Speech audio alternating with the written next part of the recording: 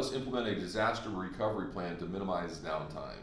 We can. So if we're looking at on-premise solutions or even cloud-based solutions, right?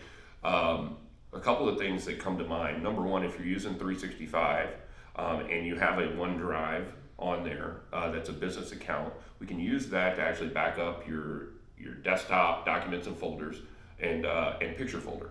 So all that's going to be saved in the cloud. So as you're making changes and that kind of thing, it's backing that data up. Now from a server solution, right? And then, when you're talking about the recovery on that, it's literally just go into a brand new computer, sign into OneDrive, and all your documents just appear, right? Yeah.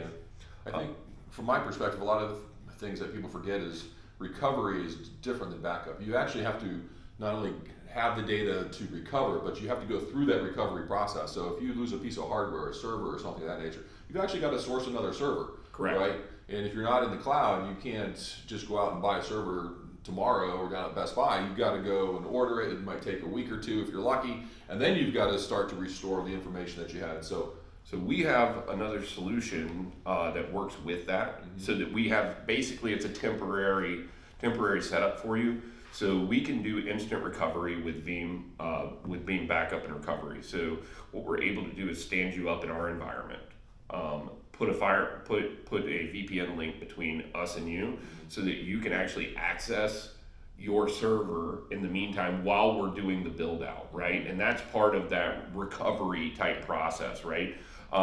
Short of the old school way of thinking, which is like buy a building, maybe you put equipment in it, maybe you don't, or even going a little further, maybe you put the equipment but nobody's manning it, or maybe the third step, right? A hot site, which is like it's already ready to go all the time, but the capital investment that it takes to set up something like that is more enterprise class. And in a small business, let's get a couple $100 solution that we can really make work for you. I could tell you two examples come to mind. One is it's a computer that was in a linen processing facility. Yep. And huge dusty environment. The computer was absolutely jam-packed with lint. Mm-hmm. And I don't know how it was running. I don't know how it wasn't on fire. But that type of environment is just one of those things where you can lose all that information, especially if that's your primary computer. And then the other one is our customer in Ocala who had their server sitting on the floor outside the bathroom. And what's the most likely source of water? Is a flooding bathroom. It's like straight out into the server. So if you're one of those people, we're talking to you. You need to do